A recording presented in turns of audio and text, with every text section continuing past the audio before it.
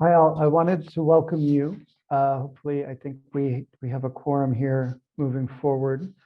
But wanted to welcome you all to the second round of the recurrent monitoring system, or the RMS program that's being worked with Tango and the REAL program. As RLA, I'm happy to sit and kind of overview on these, as a lot of our initiatives carry forward some of these more technical reports and build into the work that we do as RLA for the Partnership for Resilience and Economic Growth and the PREG coordination program. With the timing also being very succinct, as I know a lot of the people on this call are fully ensconced in the work planning process. So I think some of this also can help inform and to help build on some of the activities that we're preparing for the fiscal year 23 season.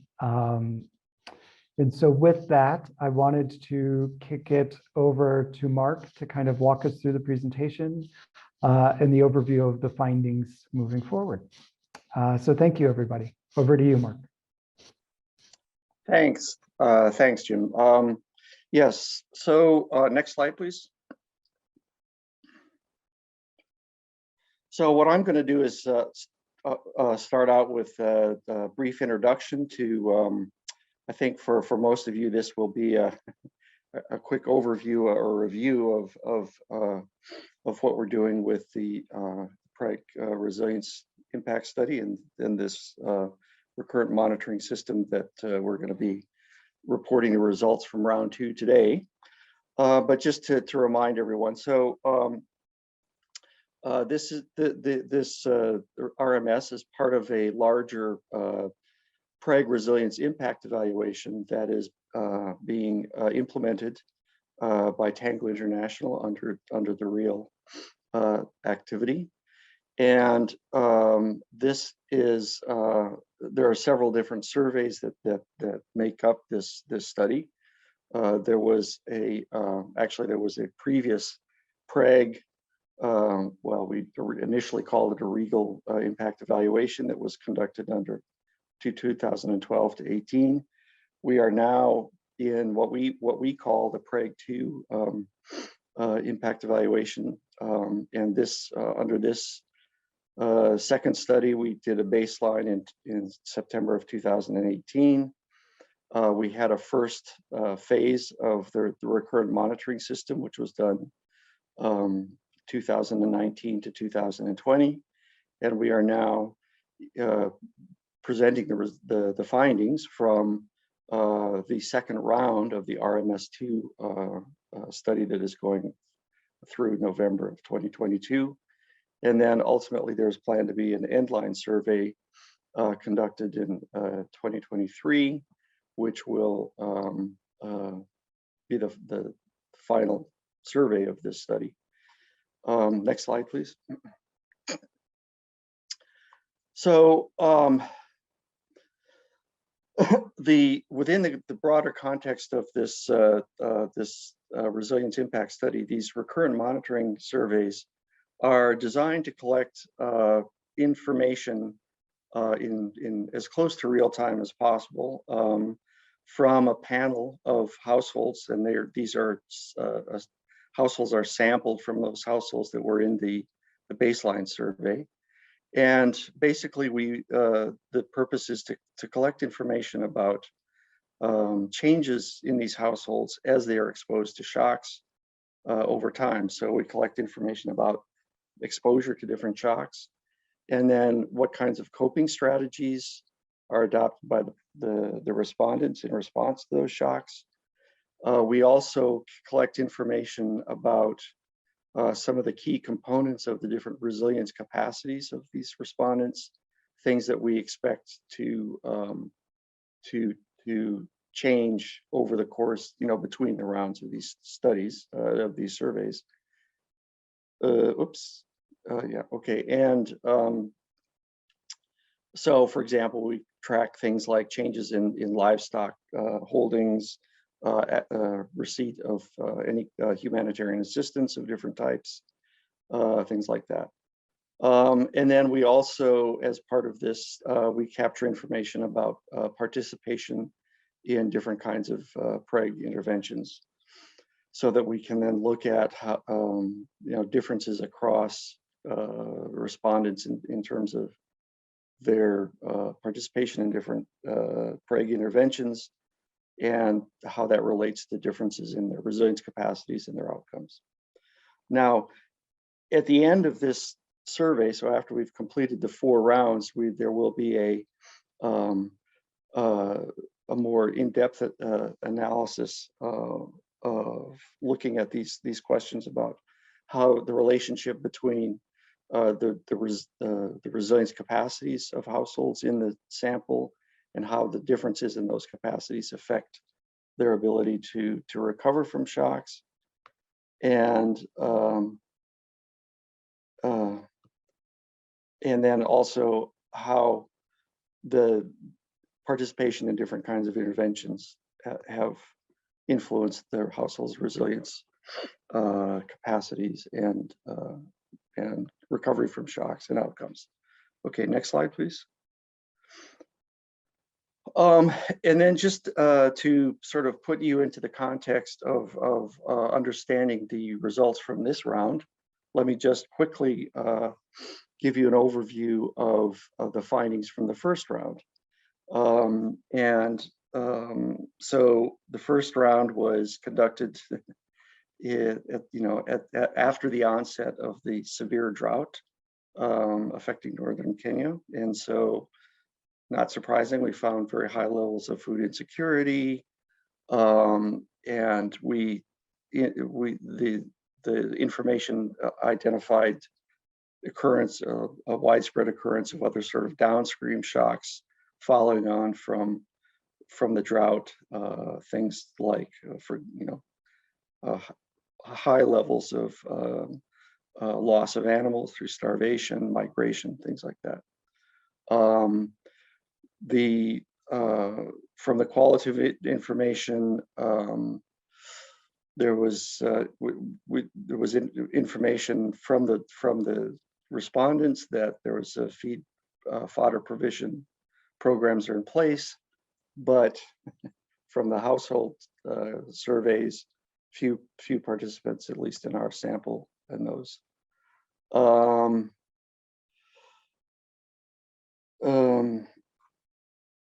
And then there was an increased level of cash and food assistance, not surprisingly. Next slide, please.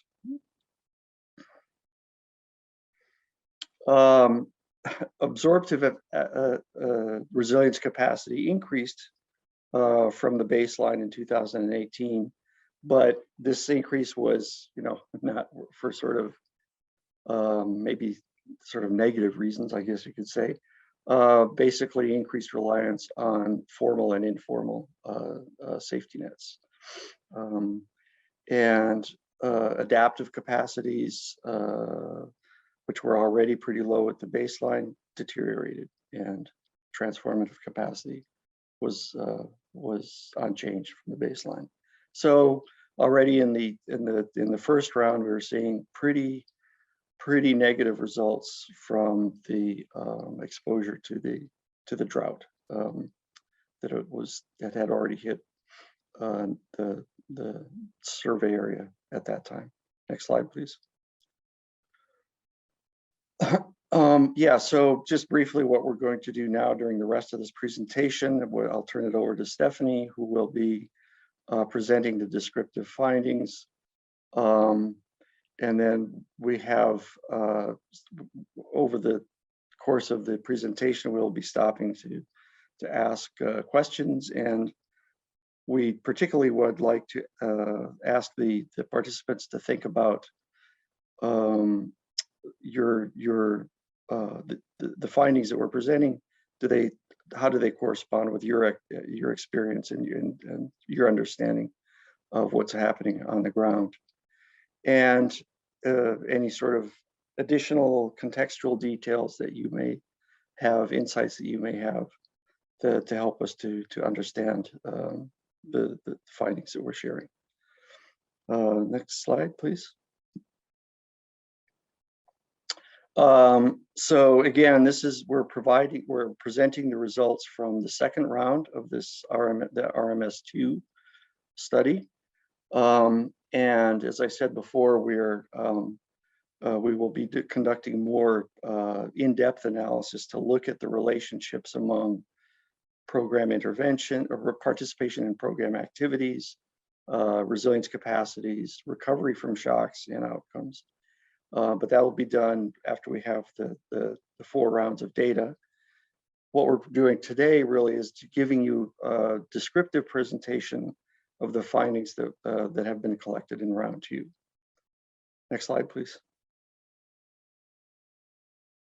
So we'll be just briefly describing the methodology and then looking at the different types of information that have been collected in the RMS study.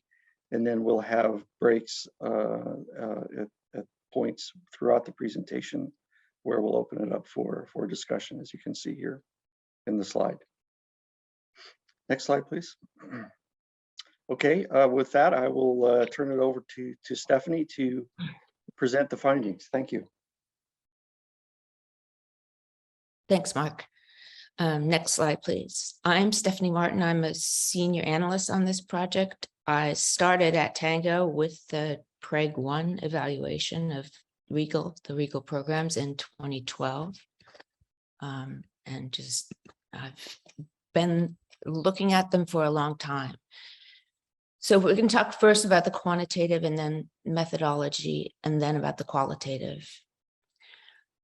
From these RMSs, recurrent monitoring surveys, are a sample from the baseline survey. The baseline survey was 2,800 households.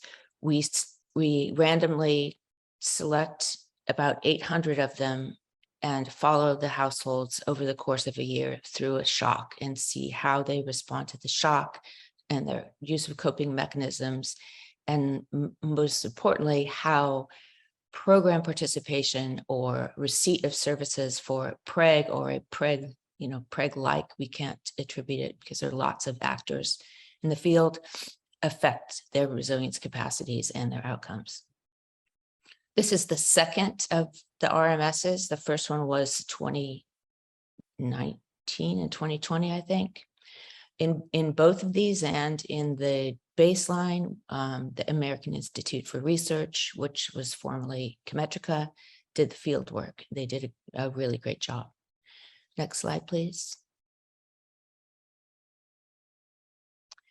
The qualitative and the quantitative work together really well. The quantitative measures all the things that are in the survey, and that produces frequency tables and lots of numbers. The qualitative helps us understand what we're seeing in the quantitative.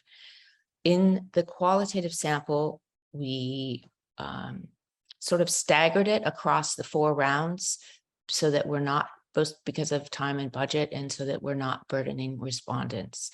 We did focus groups in rounds 1 and 3, and key informant interviews in every single round. This is round 1 had a focus group and key informant interview. This is round 2. It has just a key informant interviews. I should say too about the quantitative. Round 1 was really extensive because we recomputed all the resilience capacities. Round 2 was a much shorter survey. Rounds 3 and 4 will also be relatively short. Next slide, please. Next slide, please. First, I should say I'm really happy to see a lot of program people on the call. What our big question throughout this is, are we measuring participation correctly in these surveys? We pretty much have until round 4 to get the questions right, but we have some flexibility in the quantitative survey, a lot of flexibility in the qualitative survey. We want to make sure that we're picking up participation correctly, and people understand what we're asking, and if they're participating, they say yes. So this RMS and RMS2, I think that we need to look at the findings in a much bigger context, both across space and over a much longer period of time. In the past, we've tended to be sort of narrow and we could focus on the RMS because we have these 800 households in there, and that's pretty much what matters. We're no longer in that kind of world, and the global shocks have really disrupted everything globally, but especially for people who live off the land, especially for people in this region. So before the I don't know if it's right before the drought, but at the start of the drought, COVID restrictions and curtailed PREG implementation, everything was on lockdown. PREG was not operating, markets were closed, and the drought was starting. That seemed to lower household capacity to cope with shocks. People were not, by definition, not able to sell their livestock, at least not in formal markets. And PREG programming was suspended. Then came the drought, and more drought, and more drought. And then once the COVID restrictions were lifted, then came global supply chain issues. There were no reports of no inputs available, no veterinary medicines, no seeds, no fertilizer. Then came the Ukraine crisis, and the price of food, fuel, and food fertilizer are astronomical. So this is in the background. Next slide, please. The focus of the RMS is on the drought, severe, prolonged, unprecedented. It's adjective laden. Began in October 2020, which is a long time ago. It was commingled with the COVID-related shocks. COVID lockdown was in the spring of 2020. The first RMS, the final round of it, round 4, was during the COVID lockdown. So we do have some information about how households were coping, the kinds of shocks that were related to COVID. That survey we did as a phone survey because we, like everyone else, we couldn't go into the field. What households reporting then was that they were seeing huge food price increases and just a lack of access to markets, and job loss because the countries were closing and people were being sent home. To cope with these, households reported reducing food consumption, getting food on credit, and reducing expenses generally. This is before the start of the drought, or about the time of the start of the drought. Next slide, please. So the COVID market closures ended in 2021, and then came the global supply chain issues, and then came the Ukraine crisis. From a resilience perspective, if we think about especially bridging social capital, how it works for households, that by bridging social capital allows them to access resources beyond the shock. In a global economy, ideally, countries and systems can access global resources that are other countries that are beyond the shock. There was no such thing in this case, that every single country was hit by the shock. So there was none of this to be had. So the hypothesis that we can test in our final analysis is whether the COVID-related shocks prior to this second round of RMS reduced adaptive capacity and transformative capacity of households to cope with this shock. So they were ill-prepared, and the institutional structure that was supposed to support them broke down. You can see, like in the United States, we have a lot of transformative capacity. US injected, $5 trillion into the economy. That's not the case in most places. Next slide, please. So across time, what we're looking at is just this march towards drought. In the baseline in September 2018, food conditions were, the yellow means stressed. It was generally stressed, which is pretty normal from my experience looking at these maps. By round 1 of the second RMS, it's looking at crisis is the sort of brownish orange color. And then by the time we got to round 2 of this RMS, a couple months later, we're looking at widespread emergency. And to get to emergency, these are averages. So some households are at famine stage.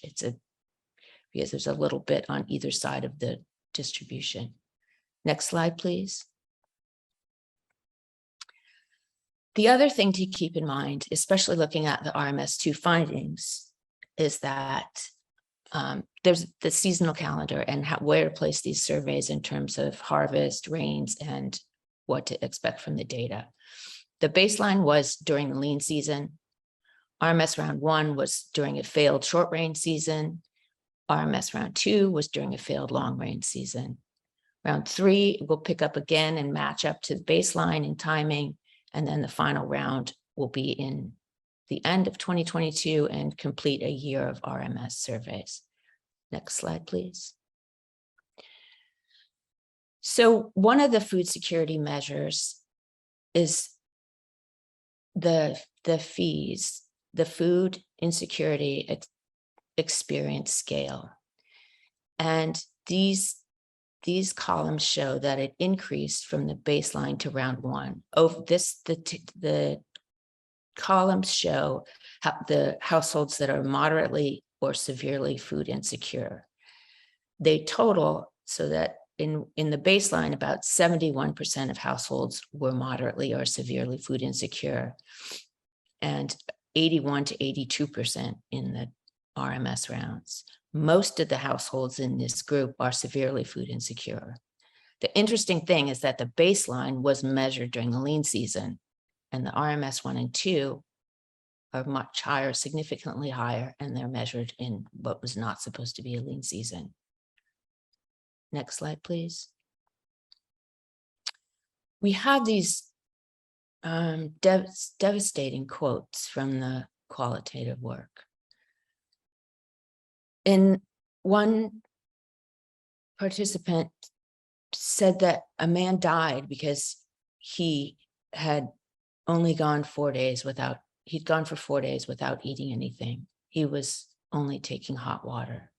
And I think he went into a health clinic or someplace looking for work, and he fell down and died. And there are lots of information about households going without food for up to 3 days because there's nothing to eat.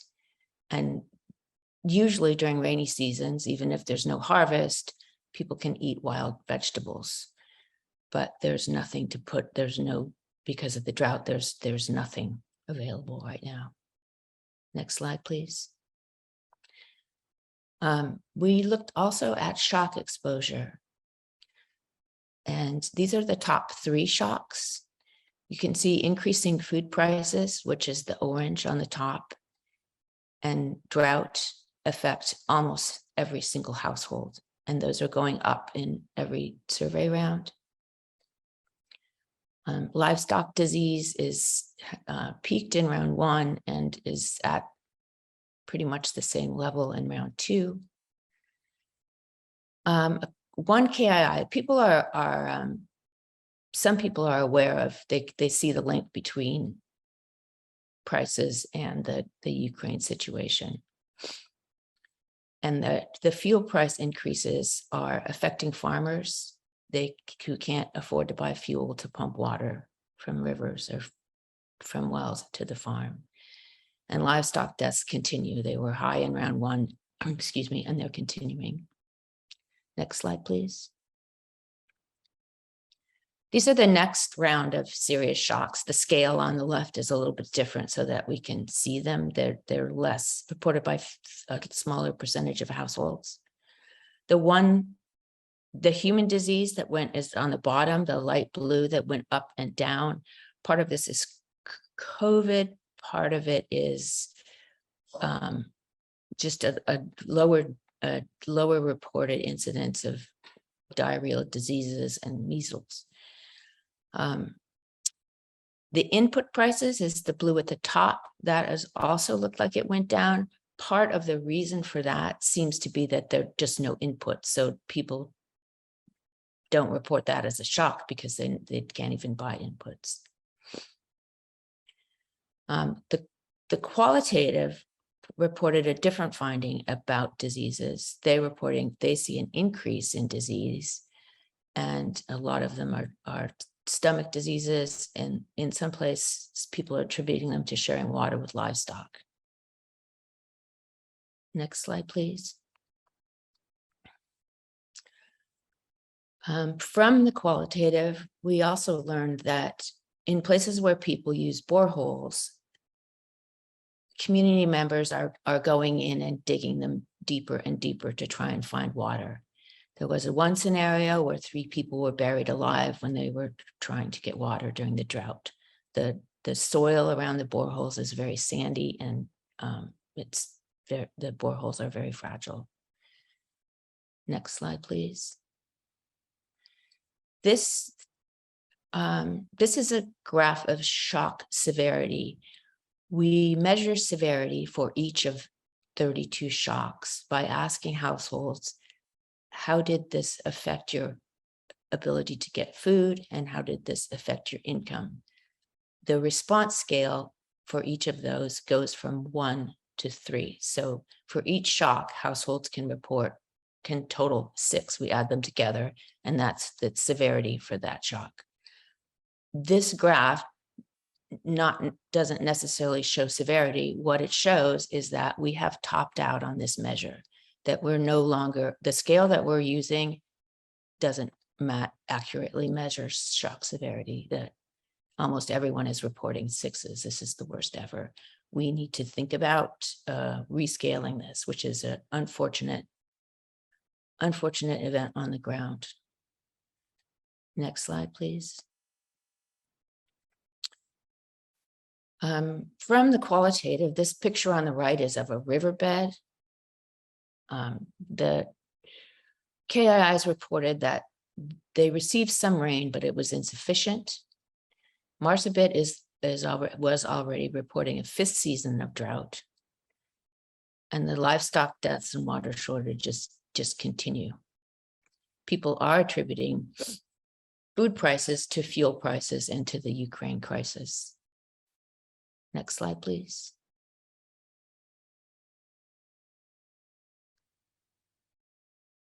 This graph shows what households did to cope across all shocks. The line at the top, which is a sort of a green color, is reducing food consumption, which is sort of in my experience, the most commonly used coping strategy. I don't know for sure, but it may be the case that where these numbers, 58% and 62% of households, it may be close to the maximum, because they were already cut back food consumption to deal with the COVID restrictions. I'm not sure that it can go any higher. Households, the next blue is buying food on credit from a local merchant. This probably has a cap on it too. Local merchants can only extend so much credit. The line that appears to be going down in the middle, the dashed line, is livestock sales, which is likely due to just there's less livestock, and access to markets, which we'll talk about later, appears to be constrained. Spiritual efforts is going up, and taking on additional work is going up from the baseline and over the rounds. Next slide, please. From the qualitative, we learned about coping strategies. That qualitative supports the quantitative finding that people are reducing meal frequency and the number of meals.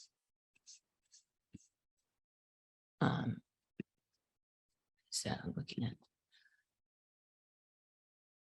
at livestock markets remain really low, and livestock owners are selling out of desperation. These are distress sales because they need money to meet daily household needs.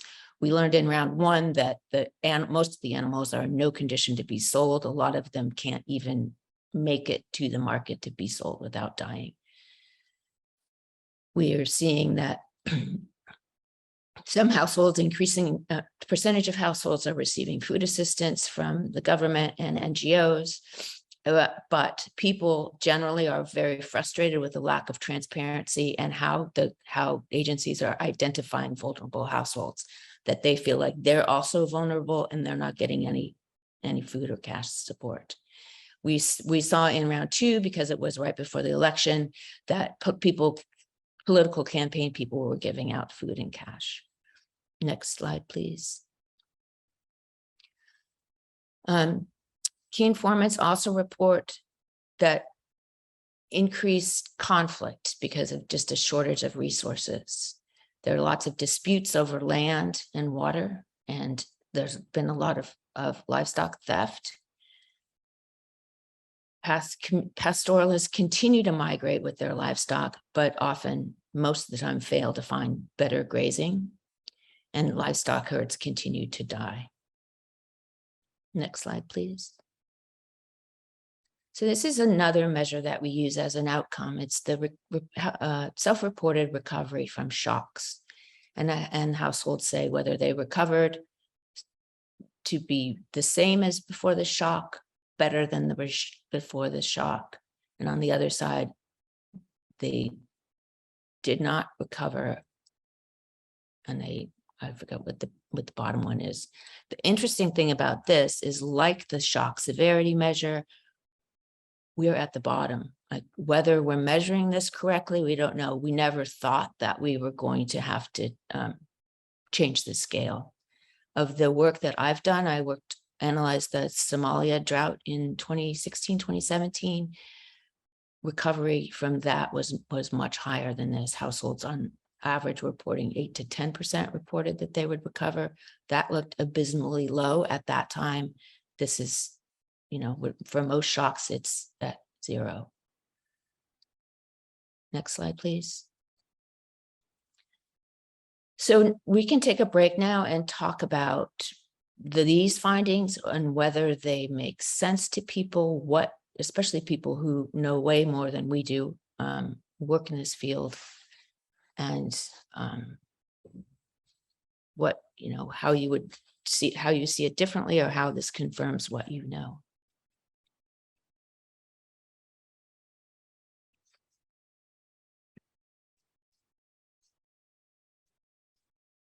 Does anyone have questions, comments? You can either, Mark will moderate, you can either raise your hand or type it in the chat.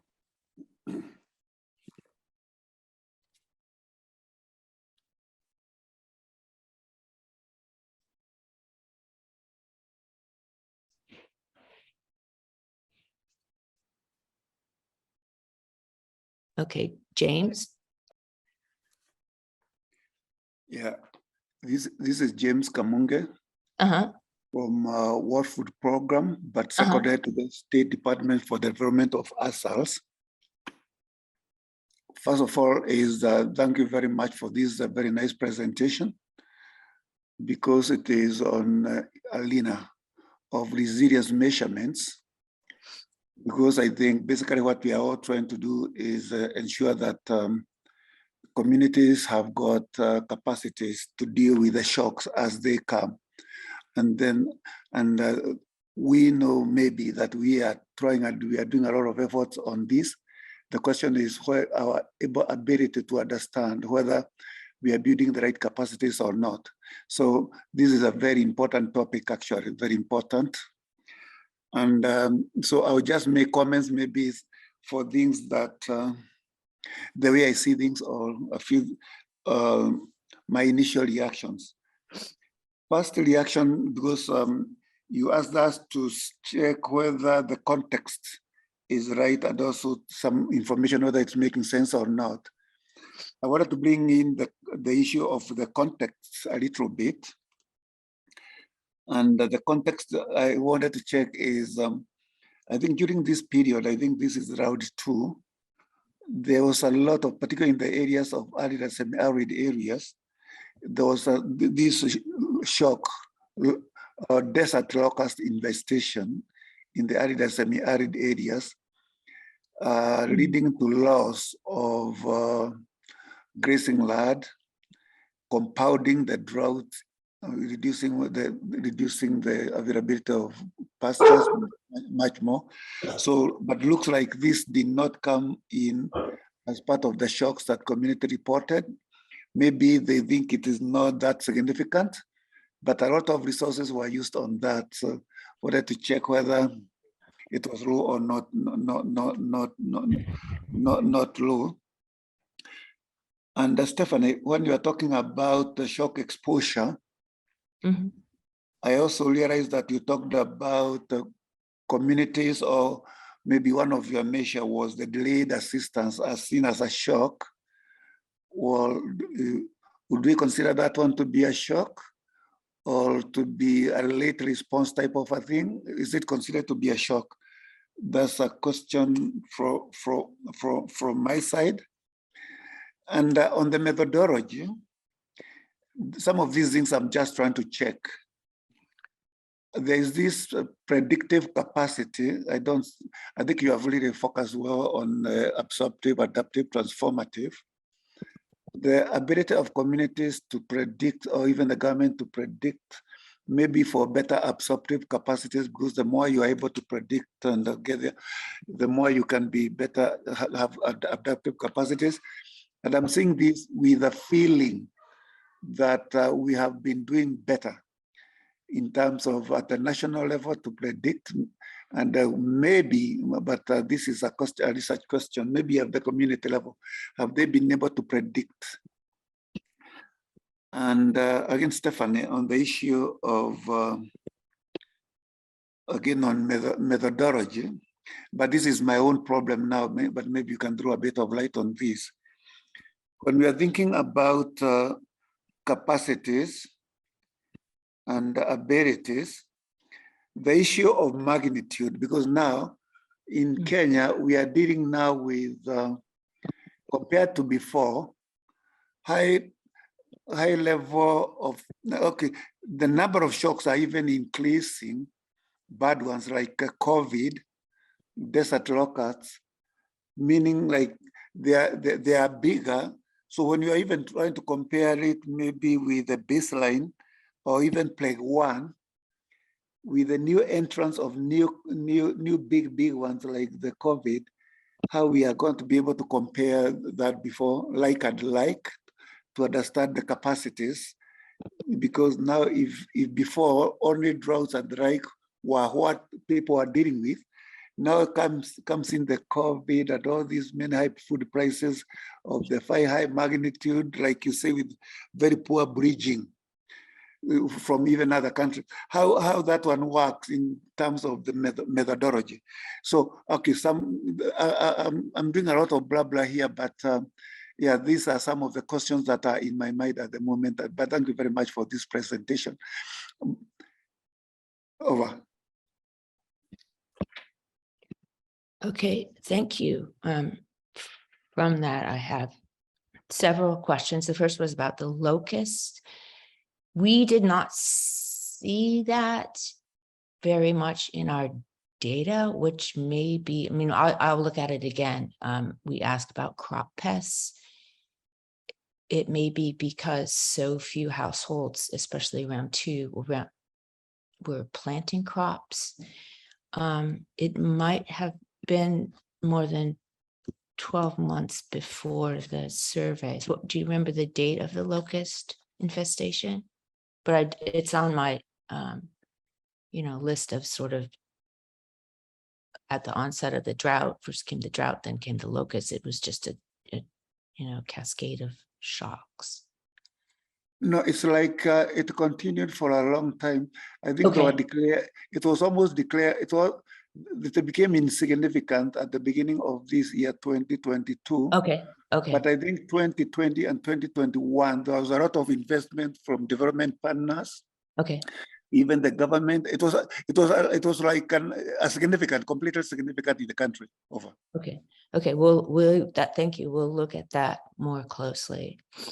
As far as the delayed assistance as a shock, it's in our questionnaire for, I think the answer is for some households, it's a shock. I mean, we let the household respondent determine if, we asked them about it, was that a shock to them? For some households, it's less of a shock. They know it's going to come. It's maybe more normalized. It's not a big deal. But for a lot of households, it was a shock. Which means it affected their ability to get food. So even though it may have gone away, it is a shock. And it's so the numbers are accurate. It's a idiosyncratic shock. That means it affects it has a different effect at the household level. So the magnitude question is really interesting. I think that part of the strength of this survey is because it's a panel data set, we can look at cumulative shocks over time.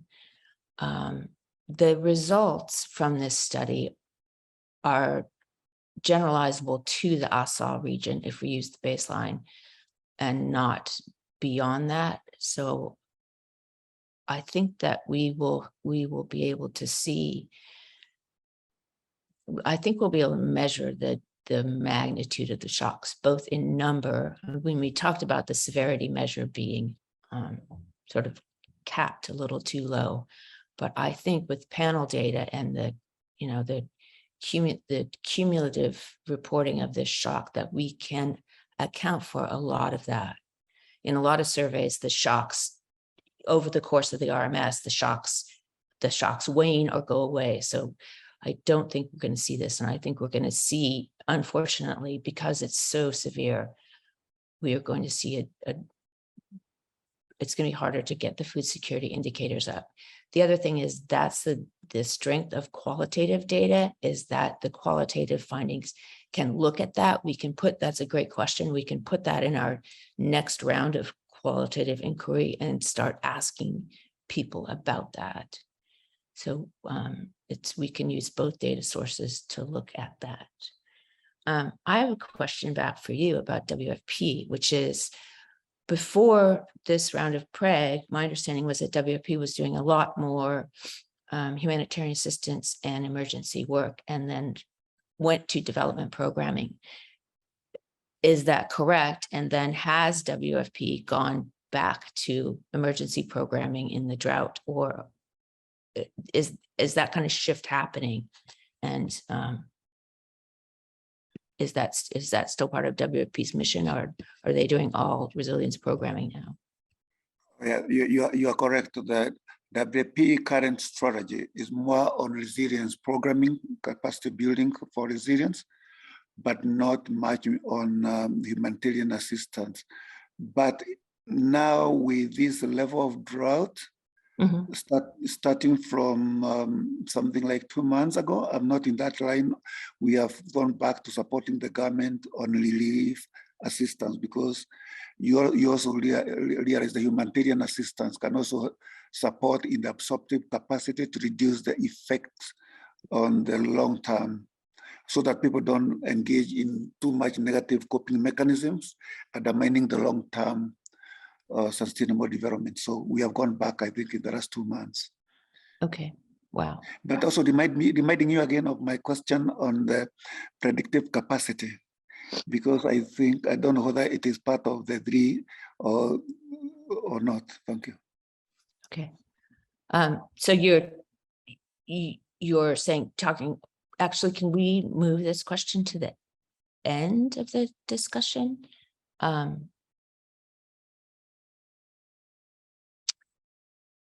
And we can talk about predictive capacity.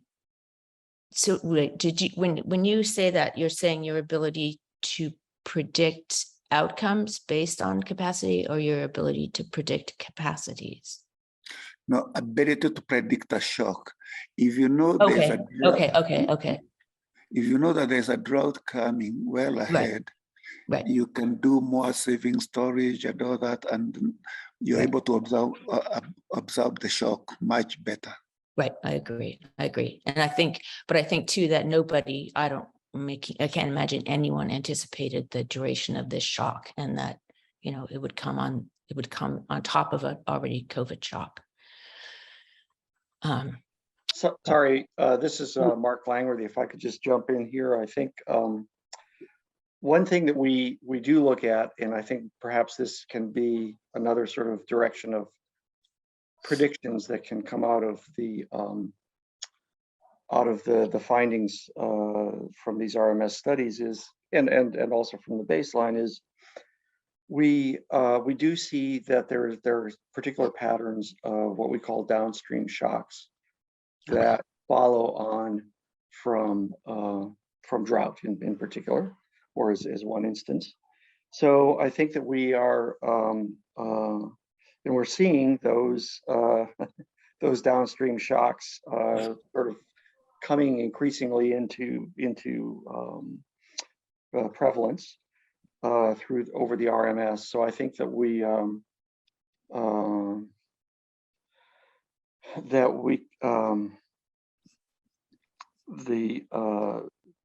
the information we have, helps to better understand what are these downstream shocks that will, we expect will occur following on drought and other shocks. Over. I see too, sorry to interrupt you. I see too that John Meyer has his hand up. Yeah, thanks. Yeah, John Meyer from the Center for Resilience. Thanks for the information here. I think there's a hypothesis or a intuition almost that if people perceive the shock to be maybe passing quickly and not returning so soon, lower severity, then you cope and recover. But if there's a perception that the game has changed, and recovery is going to be very difficult and maybe impossible, then you start adapting, and then transformative things come in.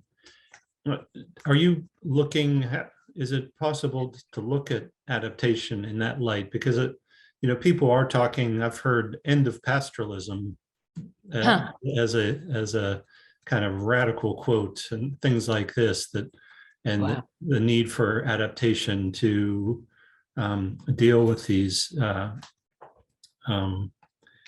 incredible shocks that are more frequent and more severe.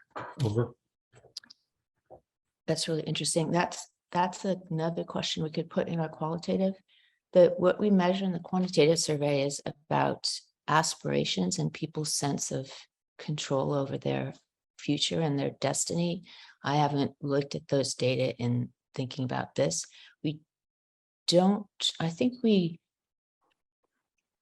I'm not sure if we ask about their perceived ability to recover from a similar shock in the future, but I think so, and we can look at those data really closely. Mark, do you have any thoughts on that? Yeah, sorry. Yeah, let me just jump in here. Yeah, thanks for your question, John. I think that is certainly a very important question to understand these much more, let's say, substantial kind of changes that may occur in these severely affected populations. One of the limitations that we have in the design of this RMS is that, as you know, this is a panel design.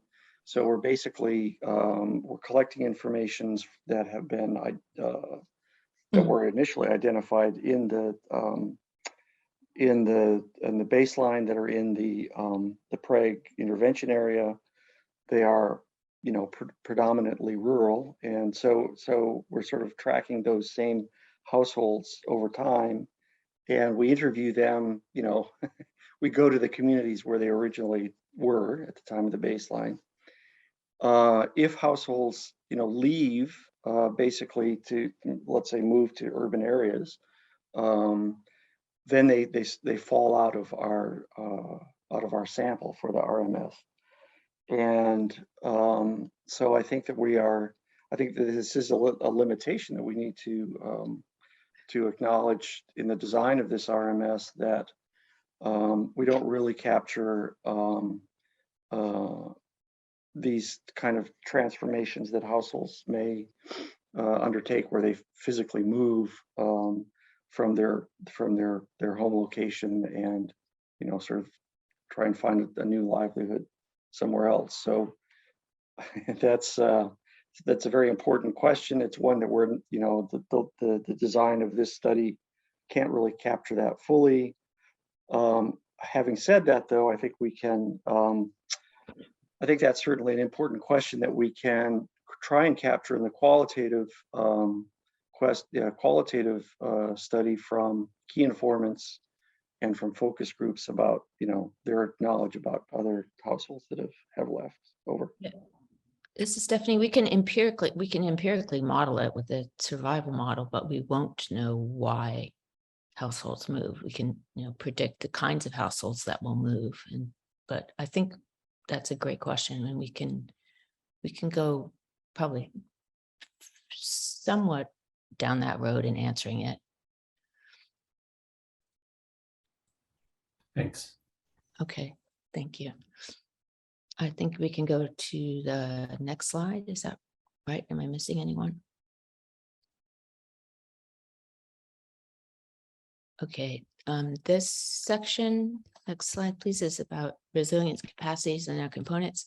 In round one, we measured all of the components of all the capacities and recomputed them. In this round, we just measured the components, the capacities that we thought would change, or that in other studies have shown the change between rounds. These are things like emergency assistance, access to information, livestock assets, use of markets, social capital. And so it makes for a much shorter survey. We also tried to include elements of capacities that are PREG program related. Next slide, please.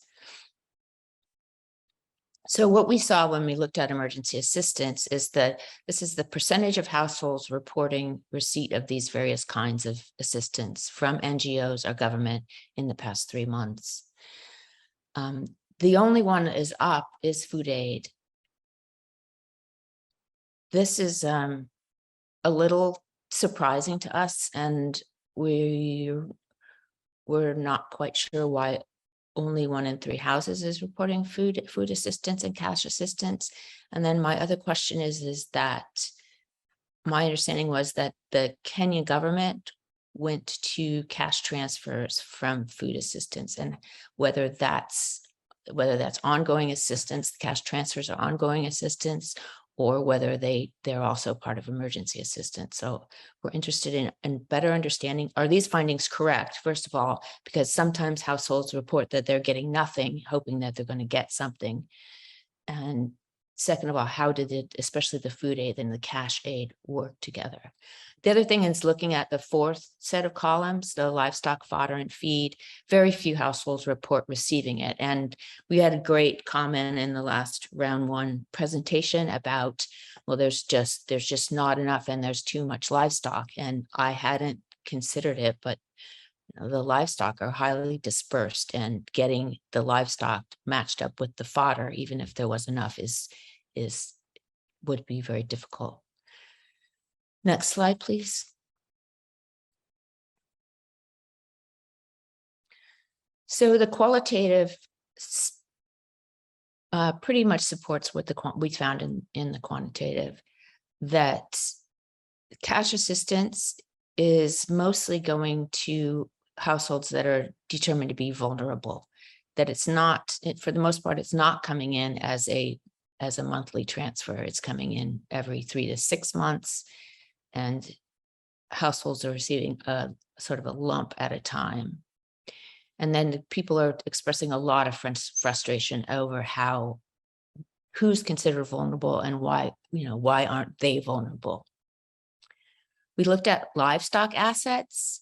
This is also where we have some questions. The graph on the left shows the percentage of households owning various kinds of livestock. I am surprised that this hasn't gone close to zero for some livestock types of households losing all their livestock. It only includes large livestock. It doesn't have chickens, donkeys in it. The mean number of livestock owned dropped from the baseline to round one and then held at low levels. It may be the case that most of the losses occurred before round one, and that they're not increasing. The loss is not increasing over the rounds, but these findings are not quite what we expected. Next slide, please. So we also looked at livestock sales, and particularly we were interested in use of markets. We looked at improved markets, and the subset of those that were regal markets. Both use of both markets was down between round one and round two. That means that livestock sales were either in informal markets or to friends and relatives, or took place at boreholes. People were not using the markets. The community survey cited road conditions, prices in the market, transportation costs as big impediments to market use, as well as livestock disease, as the sick animals can't go in the formal markets. And the qualitative showed that conflict and violence on the road are preventing access to markets. So it's not the case necessarily that the markets aren't working. It's an access to markets problem. Next slide, please. Okay. So those are the capacities that we measured and the components, and the places where we would like some input are about the emergency assistance, the way that food and cash transfers work together, whether it's assistance, whether those numbers are correct, whether assistance people are reporting accurately to us, and then about whether the livestock holdings. So we welcome anyone's insights into those.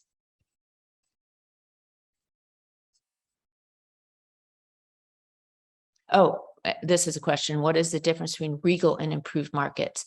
There are more markets in the area than regal markets. The PREG team we had a long list of markets, and the PREG team flagged all the ones that had been constructed by USAID under regal, which was PREG I.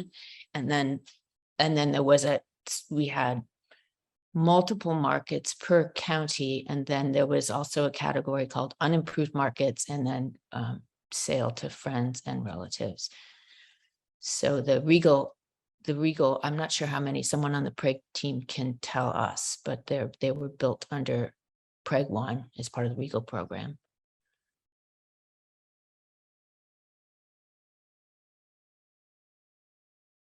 So does any livestock people have any insights onto how it is that not a lot of households reporting loss of all their livestock, even though the other data indicate that might be happening? Is there any restocking going on? Stephanie, could you just repeat your question, please? About livestock? We Yes. saw, can we go back a couple slides to the livestock slides? We saw in the livestock, that one, thank you, what we expected to see was that going from the baseline to round two, that a lot of households, like the percentage of households owning livestock would go, like say at the top, from 68 down close to zero. Because what we see in other studies, that households that only own one or two animals, after in a drought, they usually end up losing the last of their livestock. It doesn't seem like we're seeing this in this drought and in this study. The percentage of households owning livestock is pretty consistent, which is really surprising to us, that despite all of the news of entire herds dying, that a lot of households are still reporting that they own animals. So do we have the data wrong? I mean, does this make sense with what you know about livestock ownership in the Assal region? Are there a lot of cases? Yeah, this is quite something to ponder about, because it doesn't follow the natural trajectory, pastoralists and droughts. I'm not sure how this has come about, but perhaps it's something that you need to include one or two more questions in your round 3 to be able to capture this kind of data. But certainly it doesn't follow what we know. Okay. We can add because, we can always loop back. Yeah. And see what's going on. We have seen some increase in. Stefan? Yeah. So this is Erastus from the Kenya Livestock Market Systems. Just to contribute towards that concern, I think one of the things that we may need to do is to sort of demystify what we mean by a market, because most of the times we have seen people referring to the physical infrastructure as the market. So I think that would be a good area to follow up. And 2, to me, I've kind of seen, and as LMS, we are trying to do some outcome harvesting, where fodder is imported from other counties, as opposed to what essentially used to happen, people moving up with their livestock. So probably that is also something that might have some bearing in terms of why the number of livestock kind of remains the same. Okay. And then how does fodder production work in a drought? It seems like the drought has outlasted anyone's ability to produce fodder or store fodder. Is that happening or not? No, I mean in terms of importing fodder from other productive parts of the country to the region. Okay. Which is kind of sustaining the herd. Okay, Thanks. that's interesting. Okay, great. That's good to know. Okay, thank you.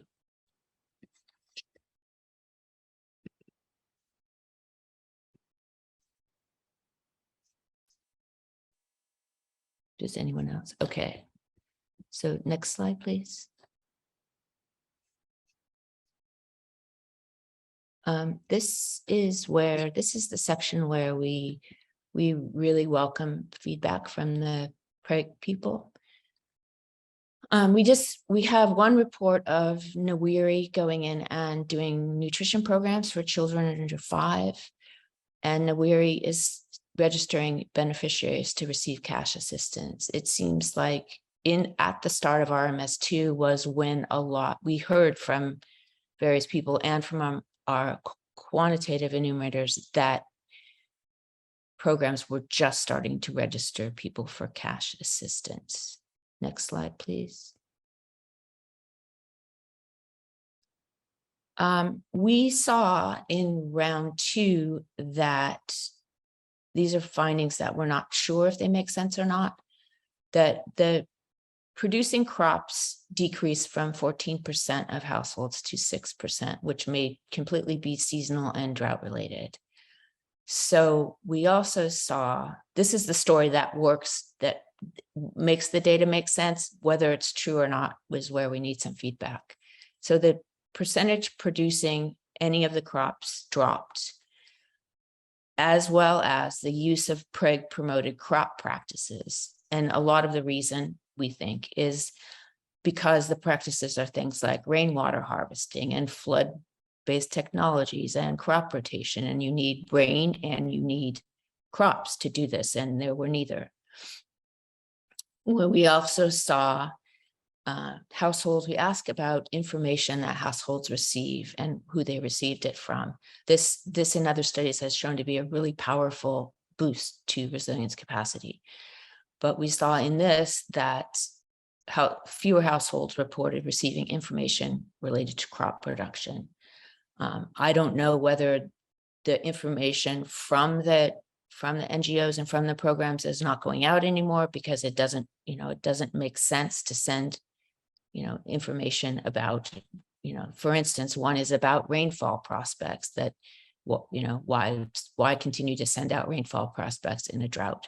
So we're trying to understand why we see reduction in uptake of practices. This is what makes sense to us. It's a function of the drought. It's a function of seasonality. But we welcome anyone's comments. Next slide, please. We see the same thing in livestock. One of the questions we asked in the qualitative is about livestock insurance, and very, very few households had insurance. Those who did reported that they received about $28 in USD and for their loss of livestock.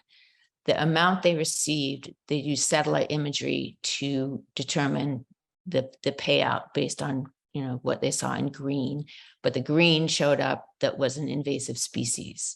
Apparently NDMA has changed this, so this is moving, but the payout has happened and it was not very much.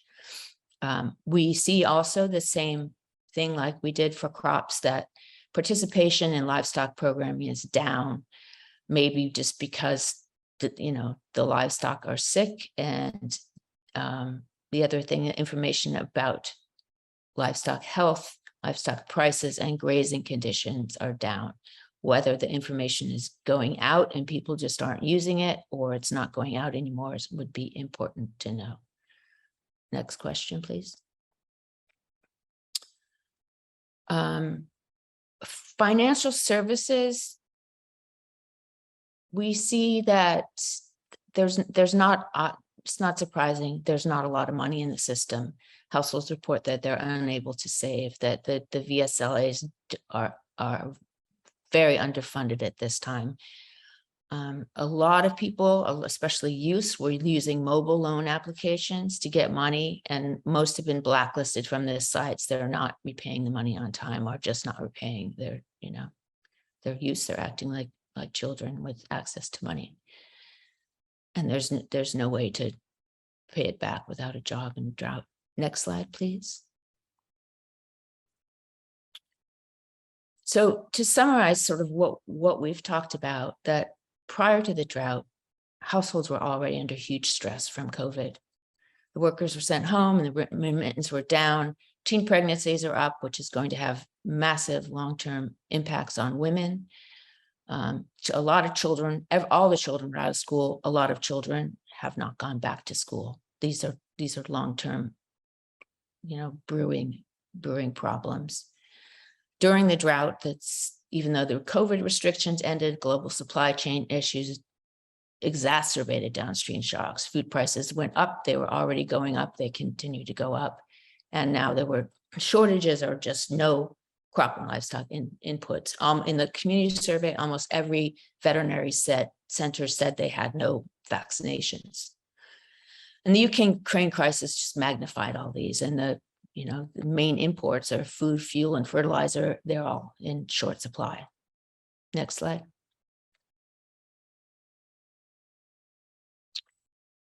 Food security remains high. And the indicators show that a large share of households are in need of humanitarian assistance. Drought is continuing to push food prices up. And I already said this, global supply chain issues. Food assistance increased in round 2. The qualitative data show that broad-based emergency food distribution has started. Cash transfers appear to be operating primarily as targeted programs where there's a pre-identified vulnerable population of elders or households with members with disabilities that those people are receiving, but it has not been, at least at the time of round 2, which was in May, has not been expanded to cover all the people affected by drought. Next slide, please. Okay, so this is the wrap up of the round 2 findings in trying to put them in a larger context in space and time. We welcome any feedback. We have a lot of, as I said, we have some latitude in the quantitative survey, a lot of latitude in the qualitative to really shape them a little bit better and be able to measure what matters and what we need to know.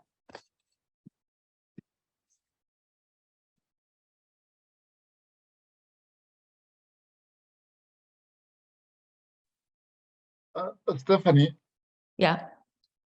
yeah, I think this is very interesting, the kind of data that you're getting.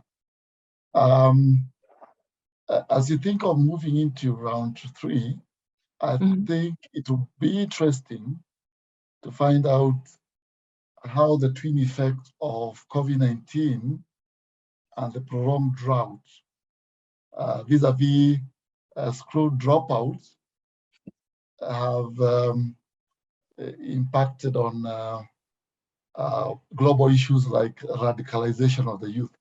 Oh, interesting. So that would be a very, very important aspect to include in your survey. Thank you. That's really interesting. That's it. I mean, we could put that. I mean, I'm punting to the qualitative to absorb all these, but we can talk about ways to measure that, because I'm sure it's also it's showing up in other countries, so it's also included in other surveys. That's a very interesting question.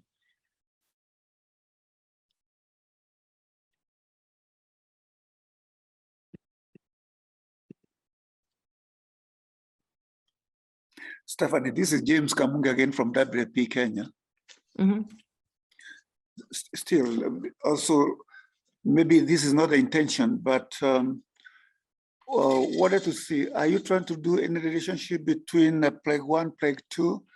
Because I remember Tango did the headline of PREG 1, and the assumption is these results, these measurements that you are making also should be related to PREG 2 baselines, so that we are able, as we proceed, to be able to be seeing how these capacities are changing during PREG 2. Are these two studies, or rather PREG 1, PREG 2, are they related? And the parameters that were used in headline PREG 1, are you also trying to follow them, or this is not the objective of this study?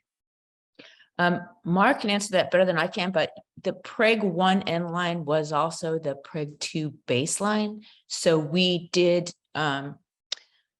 combine those so that we could both measure backwards to what data we were collecting at the beginning of PREG 1 and forwards to PREG 2. So we can track a lot of that, but Mark can speak to that better than I can.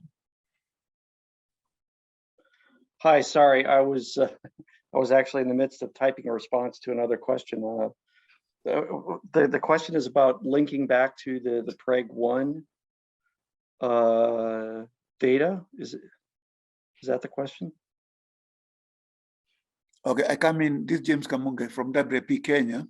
Yes. I'm trying okay, I'm saying just to try to understand whether these results, these measurements, these monitoring are related, because with the headline of PREG 1, which was the baseline, like Stephanie said. Oh, yes. It was a baseline of PREG 2, so that at the end of PREG 2, we are able to say during the PREG 1, this is where we advanced. During the PREG 2, this is how we moved on in various parameters, different capacities, which has got an implication on policy and programming. So are we trying to measure the same parameters that we did in PREG 1, one, and adding more elements? Yes, broadly speaking, that's correct. Yes. So we, well, I guess bit of background on PREG 1. So the design of the PREG 1 impact evaluation was actually it was our first resilience study that Tango was engaged in, and at that time we did not have our fully our conception of the resilience capacities was not fully developed. And so in the PREG 1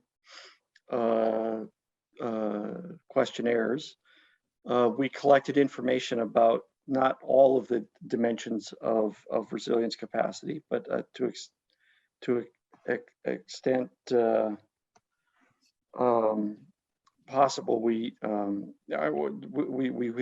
you know, sort of not a complete picture of all of the resilience capacities in PREG 1, but we do have some, and so there is we have the ability to look at, broadly speaking, changes in the resilience capacities from PREG 1 to PREG 2, but with the understanding that the measurement of resilience capacities in PREG 1 was not as complete as we're doing in PREG 2. Over.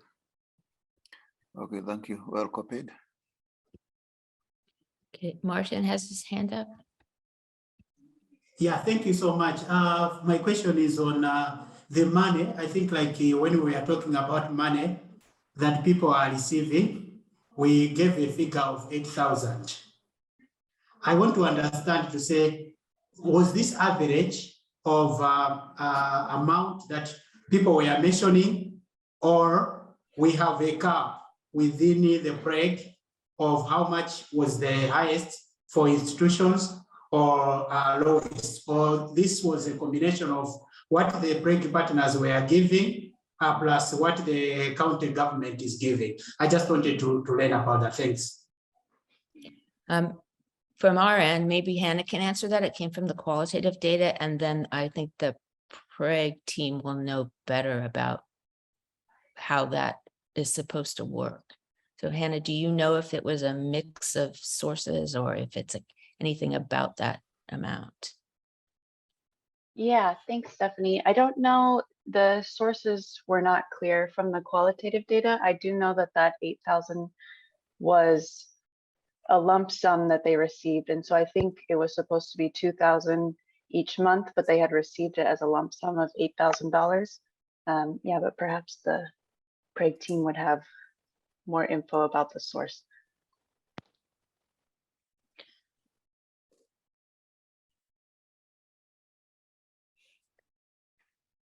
And it sounds like those are regular transfers. It doesn't sound like it's emergency assistance. It sounds like it's a designated pot of money for vulnerable households that are pre-identified. So it's like a safety net transfer. Yeah. That's our understanding looking at the data.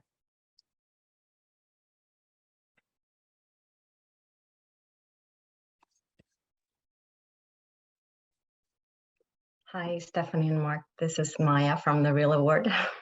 I just wanted to jump in and read out a couple questions that we're seeing in the Google Doc. Maybe you can thank you. Answer them. Okay. So we have one here, also related to the cash aid. During the period of prolonged drought, was there a sense from the key informant interviews if they preferred the food versus cash aid?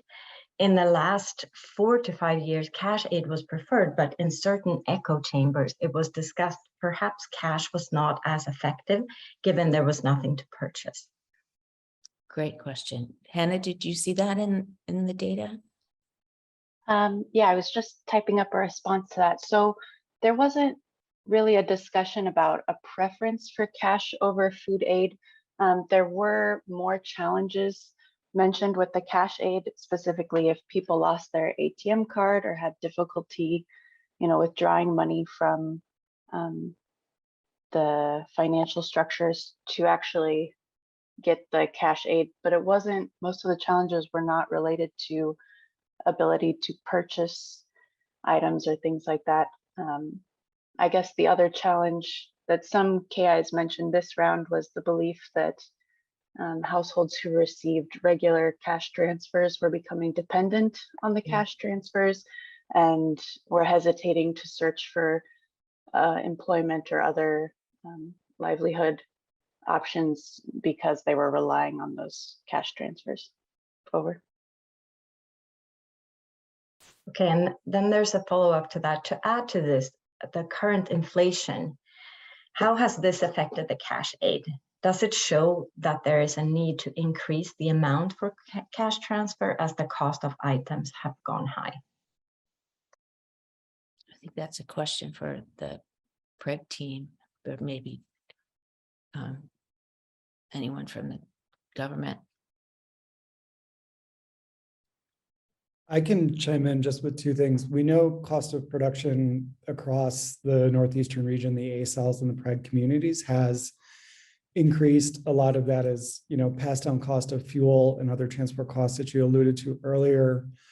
With the cash transfers, we don't cover that as RLA. And so to that extent, but something I had noted during the Ebola response was that we were actually, which creates a lot of security issues, but in this case of extreme drought, we had actually set up centralized distribution points with the cash transfers in process. And I'm just thinking out loud to the team and to the community if maybe it makes sense for the prolonged drought, because what we also saw was markets aggregating around the cash transfer distribution centers so that they had the cash in hand. They can buy the food commodities, they can buy the maize meal, they can buy those things in real time with cash in hand. And while the M-Pesa and the wiring systems have proven to be far more safer, I wonder if revisiting a mix and match approach,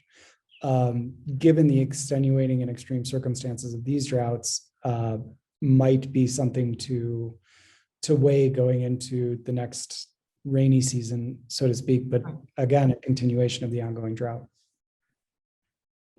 Interesting. Sorry, over to you.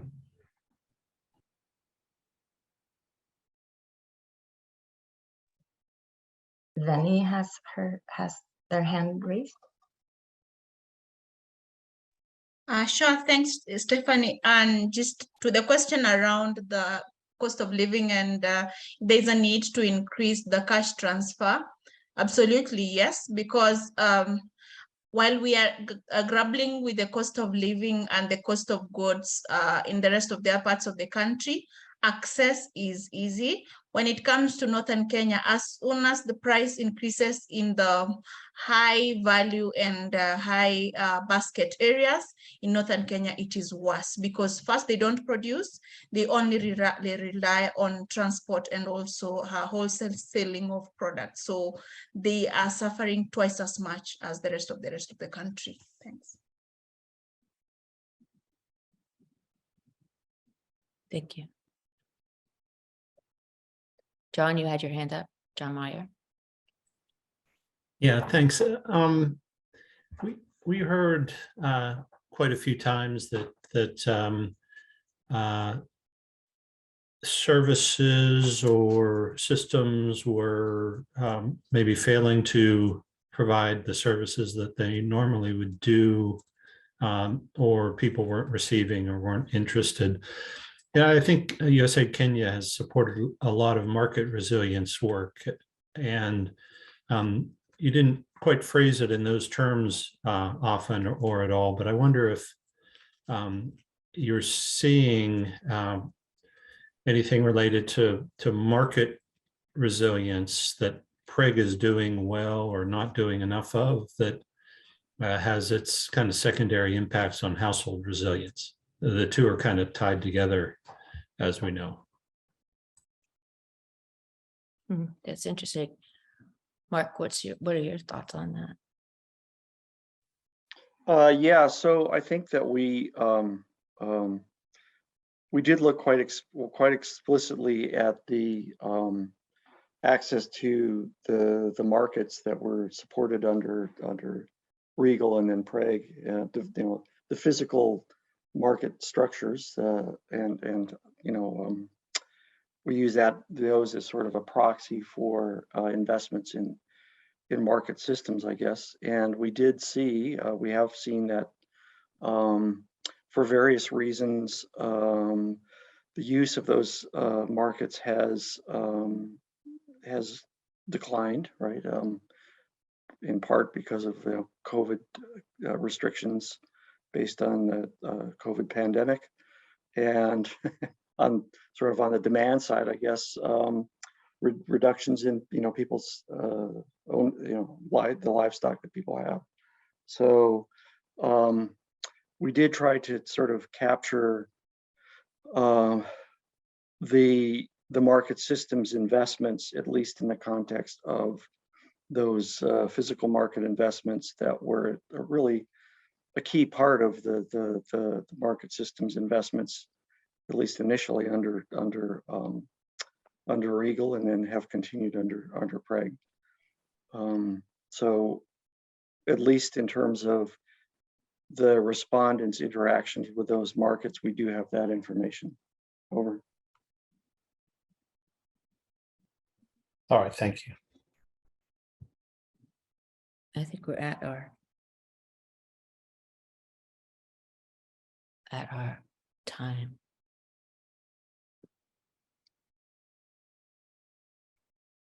Is that true, Maya, who's the timekeepers? Karina? We still have some time left if there are any more questions. So there is one more question here in the Google Doc that hasn't been answered. To the extent possible, or kind of an observation, or it will be very interesting to better understand what happens when one household member migrates, or an entire household moves out of pastoralism, what type of connections they maintain to their origin communities, and if these connections, potentially remittances, expanded social networks, etc., contribute to resilience in origin households through livelihood diversification and communities. So that's something you. Yeah, the question is about migrant households. Exactly. So that's so interesting. Yes, we're both that and the market systems we're working on in Nigeria, realizing that we need to expand our notion of resilience beyond sort of these super rural pastoralist communities. First of all, for market systems, that's kind of where the global shocks enter, where the people feel them, but they don't recognize them as the input. The migrants and resilience piece, we would need to track the migrants, which is migration studies are different and difficult, but I think it's a really important question. The issue with the way that our framework for resilience is that we have this notion of transformative capacities are place specific, so they don't travel with the migrant, and to be able to measure those for every single migrant in every new place, we wouldn't be able to do that, but we could do some subset of household and individual capacities. Presumably they would transfer, although I think migration is in itself kind of a shock when you arrive in a new place. It takes a while to get assimilated. So I think, there's a whole theoretical thing in modeling that, but that's a huge question. And a lot it's coming up in a lot of countries. Yeah, sorry if I could just add on to that. I think the discussion today, a number of comments and questions have raised this issue about this more, what's the word, I guess, transformation of households' livelihood strategies from pastoralism into other kinds of activities. And, we've talked about how there are some limitations on our design of this study to fully capture that. But there's also, actually, there was a comment that in the chat around also the observation that there is also some return, right? So people exit pastoralism temporarily, maybe go find employment in an urban context, but then come back to pastoralism. So I think that's we might be able to pick that up somewhat, in our quantitative sample. If there are households in our sample that leave and then come back, it's probably a little bit unlikely. But I think these questions are definitely things that we need to build in more explicitly into our qualitative tools to find out from key informants, but also in our focus groups about their perceptions of the experience of other households in their community, as households that leave. Why do they leave? Where do they go? What do they do? Do they have any information or about sort of the success or failure of those households in those alternative strategies? And then, as Stephanie mentioned, we can do some analysis with the quantitative data that we have as well about households that sort of leave leave our sample, leave the communities. We can look at sort of one side of the equation, that is, what are the characteristics of those households that leave. We don't have information about what happens to them after they leave, but we can at least partially address some of those questions with our quantitative data.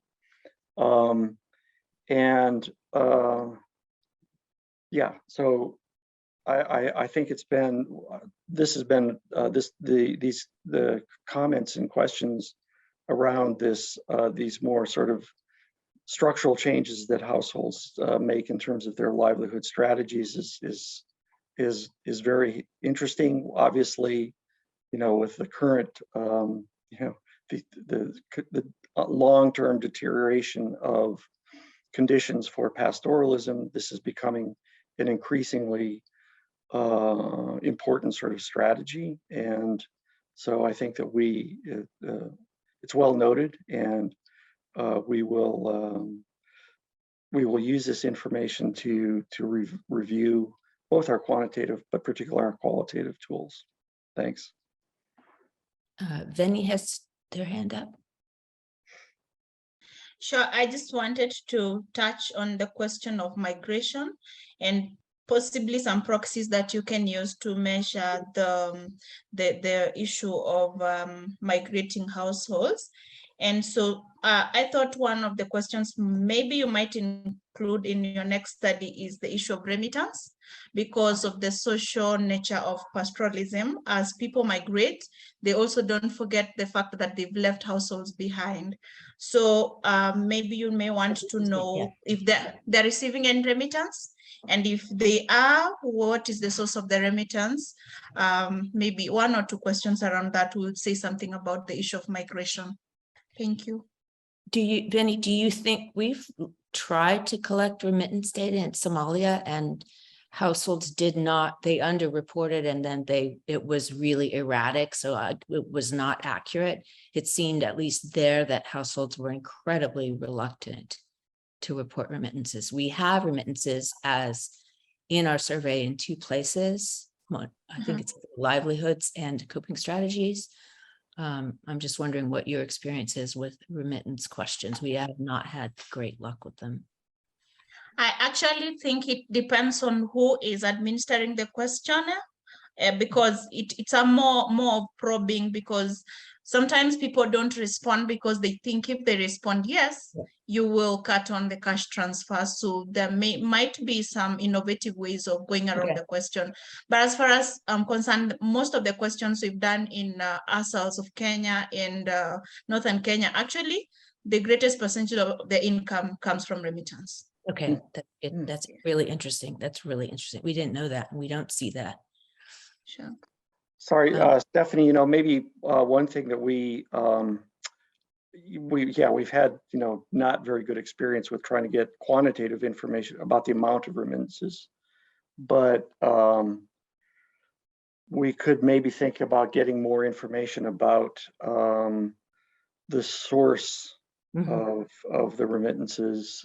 We'd have to think about how we could define sort of categories, sort of important, relevant categories of sources of the remittances.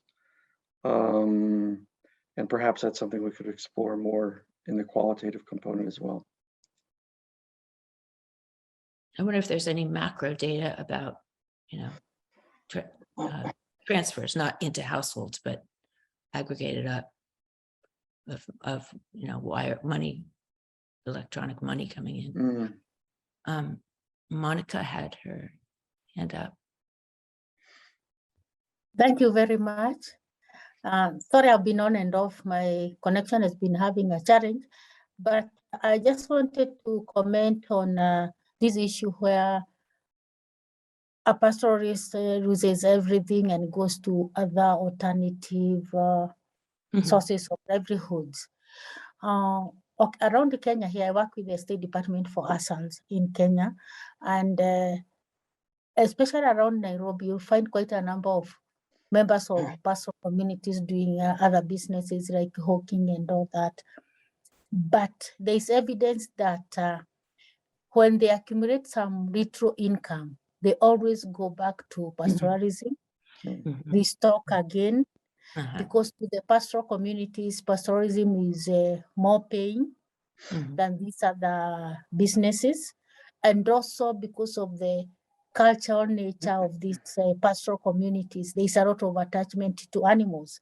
So when you don't have animals, quote unquote, you are considered like a poor person, whether you have money from other sources. So there is that stigma attached to not having animals. So they will always go back, restock again, and feel you are part of the community when you have some animals with you. That's my addition. Thank you. Thank you. We didn't know that.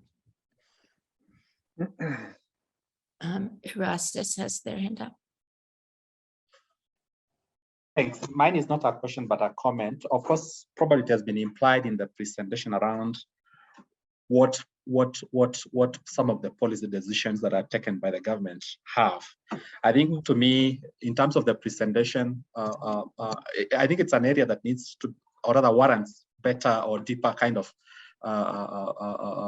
look, because what I've seen is considering the government's role in terms of protecting lives of people, and some of the decisions that the government at times shares out there, especially like I saw during COVID, there were curfews that were there. When there is conflict, markets are not working. So how that kind of directly or indirectly impacts on the resilience of the people in the north, I think it needs kind of a special attention, because from the look of the presentation, yes, it's implied that markets are closed, but essentially what is behind that has not been quite elaborated in the presentation. So I'm not quite sure if that is adequately covered in the presentation, but moving forward, I think it's an area that you may need to pay special focus on as well. Thanks. And are you talking, are these policies mostly at the national level, or is it a county, or a mix of both? It's a mix of those. Okay. Especially when it's like conflict related, that happens at the national level. Others at the county level, where because of a disease outbreak, then a certain market has been shut down. Those kind of things. Okay, and then yeah, it's complicated. I mean, there's the policy, and then there's the implementation and the enforcement. But yes, that's a good point. Yes. Yeah, thanks. I think that's certainly an important aspect of the analysis that we do. We we do sort of look at all of these external factors and how they will, how they help to explain the changes that we observe over time in the RMS. And I think, in our presentation, we've kind of focused on some of the non-policy aspects or things that are not, directly policy, but things like, sort of, the weather factors, the drought, and then sort of macroeconomic price, price factors and so on. And then also things that are sort of outcomes of policy, so like closing of markets during COVID, things like that. But I think that your point is well taken. When we do the final evaluation, sort of looking at patterns of changes and what's correlated with what in our final analysis, we will, as part of understanding the context, will definitely have to be around understanding policies, and how those policies have changed. We'll need to have the information from a higher level about, sort of what have been the policies. We have the information from the household level about what have been the impacts and sort of reflection of the actual implementation of those policies and how they affect households and communities. But yes, your point is well taken. Thanks. James has his hand up. Yeah, again, wanted to also contribute to that comment that was given by Dr. Monica about the transformative capacities, especially on rural-urban migration. Yeah, she has quite noted that when there are shocks and stressors in the rural and especially industrial areas, there's a lot of migration to the big cities of Kenya, with also remittances coming from there. That is one, and that's key. And so I'm just confirming that. The second one, and I don't know whether you are looking at it, is also urban centers in the ASAL areas.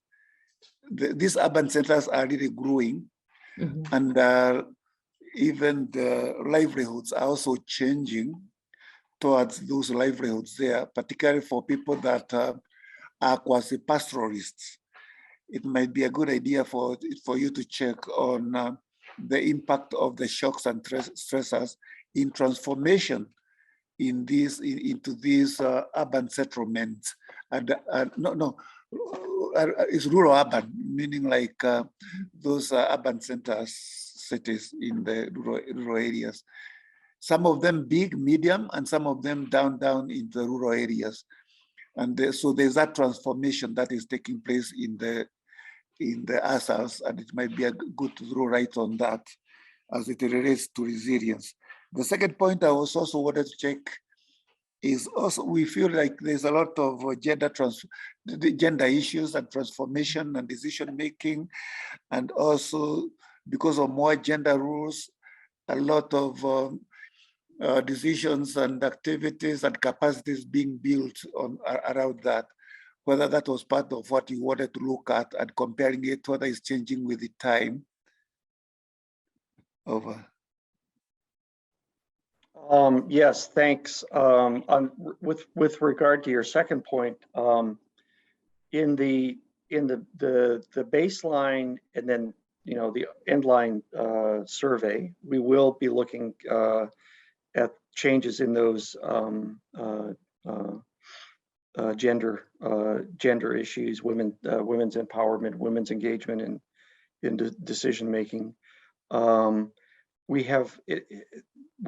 don't really focus on those issues in the RMS, partially because we think that that's probably not a domain of change where we will expect to see sort of changes within a few month intervals. And then also just as to sort of shorten the tools. So that issue is that is an issue that we will be addressing when we get to the end line and looking at changes in the indicators of women's empowerment from baseline to end line. Over.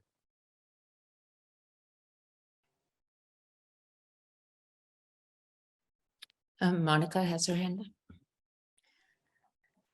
Thank you. Sorry for coming back. I just want to add on to what James has mentioned about many settlements coming up in the ASALs and all that. And these days it's very easy to find that total household migrations are becoming there and there. What is happening is that you find that the able-bodied young men will move with the cattle and camels, the big ruminants, looking for pastures. But you find that some family members are left behind in the sedentary areas. And we have what we are now calling the sedentary herds. And these are mainly the women, the children, the elderly, and all that, people who cannot move very far. And also because of the changing lifestyles, as we are saying, some of these children are in schools in these settled areas and all that. So not all members of the households are moving. There's still a bit of a total household movement, but some are having some members moving. So maybe we may also need to look at the kind of resilience building capacities and what needs to be given support to these members who have been left behind. Because at times you visit them and you realize that they say, oh, the head of the household has moved out, and some of these households remain quite vulnerable. So we may need to look at what resilience building that we can do to these families that have been left behind after the head of the household has gone with the large animals looking for pasture. Over to you. Thank you. Yes, I think we can do that with our, or we can modify our surveys to be able to do that across the rounds. See who's absent and who's present of the household. Yeah, I think that just to follow up on that. So if the household, or at least part of the household, remains, and if we think about households that are in our sample, we will have information. We do get information about sort of the conditions of those households. We if household members have migrated, and we may capture that as a kind of a coping strategy. So we do those households should be in our sample, and we should have information to be able to identify those households where that sort of migration of some family members has taken place. So we will be able to look at the conditions of the households that have adopted that strategy. I think one of the sort of the takeaways for me from all of the discussion today is it's that other, as everyone is saying, an increasingly important population, that is households that where the entire households moves, because they will, under our current design, they will fall out of our, at least out of our quantitative sample. So I think that's we're understanding that's a growing strategy that's becoming increasingly common, and we'll have to think about how we can best capture that process. Thanks. Over. Martin? Oh, hi everyone. This is actually Jeremy Stone. I'm sat here with Martin. But yeah, I'm the technical director for the Mercy Corps Nweri consortium. And yeah, I was just a question, comment, clarification, I'm not really sure, but these population level context analysis and sort of resilience capacity measurement, I think, are really helpful in setting a direction. But as is really coming out of these conversations, there's significant nuance across the livelihood zones. And obviously you're covering a huge geographic area as well. And for a program like Nweri, we're really interested now in how do we now look at the different interventions and packages of interventions that are going to be applied through this program, and obviously others as well, and seeing how does that influence resilience capacities over time, and obviously entering in this period of significant drought and within a crisis, how do we shift from sort of emergency response mode into these longer term resilience capacities. So I'm just sort of thinking about how do we leverage the work that you have done through this recurrent monitoring survey. Obviously, you've also done the baseline for Nweri, all 4 counties. And now that we're looking to really take it into really understanding the nuance within our target working areas, to really, understand how those capacities change over time in relation to what is being sort of provided, what services are being provided through the program. I'm just sort of, thinking about the utilization of these studies and surveys, and how do we make sure that we're really building off each other's work to understand and really be able to inform decision-making and future investments. So I'm not sure if there's a quick answer for that, or maybe just a plug for sort of future conversations. But yeah, I think really, I'm sure for the whole group, it will be really interesting to start thinking about how do we use this information to inform decision-making across actors. Well, we're definitely interested. I mean, I guess that's one of the purposes of having these these presentations after every round is we definitely are interested to share this information and enter into dialogue with users and potential users of the information. I think just as a bit of context in response to your comments, we definitely are interested to, when we complete the rounds of this RMS, one of the kinds of analysis that we plan to do is to look exactly at the question you raised about trying to pull out what are the impacts of different kinds of, in our case, PREG interventions on resilience capacities, ability for households to recover from shocks and improved outcomes. But I, just as a sort of a caveat from your perspective is that the context of our study is to look at PREG as the whole of PREG as a portfolio, a wide-ranging portfolio of many different kinds of interventions. And we're looking, our RMS sample is sort of trying to capture the whole area of intervention of PREG as a whole. The RMS sample is relatively small. Well, it's quite small. So whatever information that we come out, you'll have to interpret it, with that understanding. But I think to the extent that it gives sort of a broader picture of the impacts of PREG interventions that can sort of help you, in the case of specific projects, that gives sort of a contextual background, I guess. Over. Okay, I think we're running out of time and we need to shift to Jim, who will close us out. Thank you, everyone, for participating and showing up.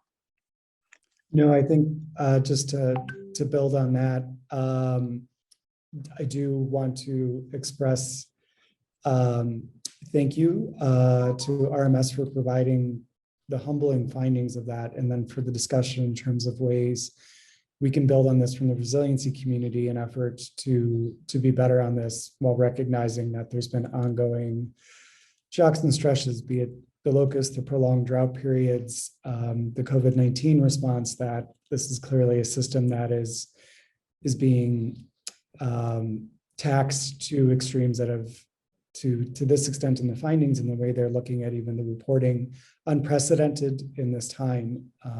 And so it is good that you're bringing this in an awareness, so we continue to be innovative as IPs, as county governments, and more importantly, under the PREG of the collaboration between the county, USAID, IPs, the SDL, SDA, and all the entities looking to support these communities. So thank you to Stephanie, to Mark for the presentation. We're very appreciative of this. I think to this, I want to give a moment for Ernest to provide closing thoughts on behalf of USAID as well too. And so I'll turn it over to Ernest and have him provide a few words as well. Thank you so much. This is just to express our appreciation because of the presentation that has been made and also the participation. Can you hear me, Jim? Yes. Yes, you're coming in well. Sorry if I haven't. And also the participation by the people who participated in this in this briefing. We appreciate the work that you are doing, and it will go a long way in informing and helping the work that we are doing. My apologies because of my video; it's not very nice. So I'd rather just speak, and we really look forward to more results of the work that's going on. Thank you so much, everyone. Thanks, everyone. Thanks. We've certainly appreciated your input and questions. Thank you.